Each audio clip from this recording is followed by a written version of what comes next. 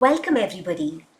One of the key observations from my recent leadership coaching engagements have been the fact that I've increased the usage of my life balance tool with leaders. This informs me two things. One is burnout is indeed a very critical component that cannot go unaddressed, especially in sales teams that are driven by numbers, quotas, and agendas. The second is life balance is going to be a very critical component of your talent strategy for the future. While coaching these leaders and managers, I made a number of observations. The first thing is the manager or the leader is the fulcrum for his team in the context of burnout. And there are different types of managers and leaders. Primarily, the way in which they looked at burnout, their primary lens to burnout. I'm going to call out these various observations, and I would request you as a manager or leader watching this video segment to see where you stand. So the first thing is to help you raise your awareness on your primary lens to burnout. So what I observed as managers and leaders, there were some of them who were living in a state of denial. They did not believe that this is an issue. They were just going after numbers, after an agenda, driving their teams towards achieving their results and isolating themselves from the fact that burnout is an issue. The second is this was a type of manager who believed that there was burnout but believed that it will not affect his or her team. So they were being irrationally optimistic.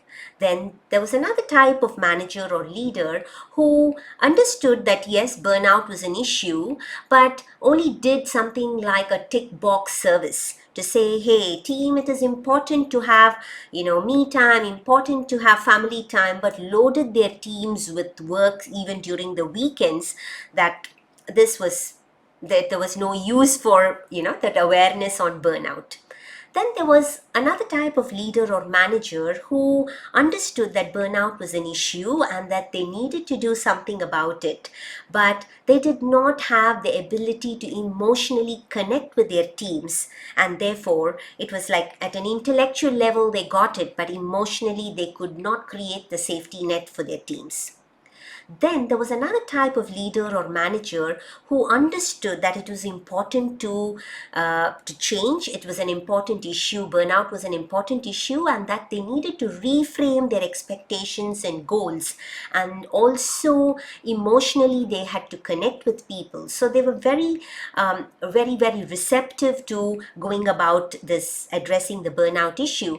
But still, sometimes they were addressing it from a very reactive standpoint. Then there were few leaders or managers where I saw they were very intuitive to change and they were very inspirational. And that's where they created teams who wanted to adapt, adopt, and excel, to thrive basically in this current context. So you could be any one of these different types of managers. You could be in a state of denial, you could be irrationally optimistic, you could just think of it from a superficial lens to say yes, it's important but not do too much about it. And then you could be a manager who is able to intellectually get it but not emotionally build the bond. And you could be a manager who is able to understand and create the safety net for your teams, but still in a very reactive manner. So now, how do you become proactive to this, and how do you create teams that can thrive under your leadership? After all, it is a responsibility of the manager to create teams that can thrive under your leadership. So some of the leaders whom we coached did a few things to resolve this. It was not too magical, or it is not too unrealistic, and it is all about going back to basics. So managers first, once they got to know where they stand, their primary lens towards how they looked at burnout, they raised their awareness.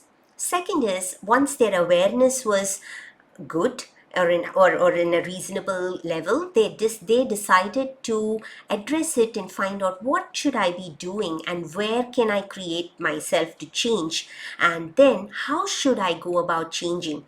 In the how aspect, one of the things that really helped them was going back to basics.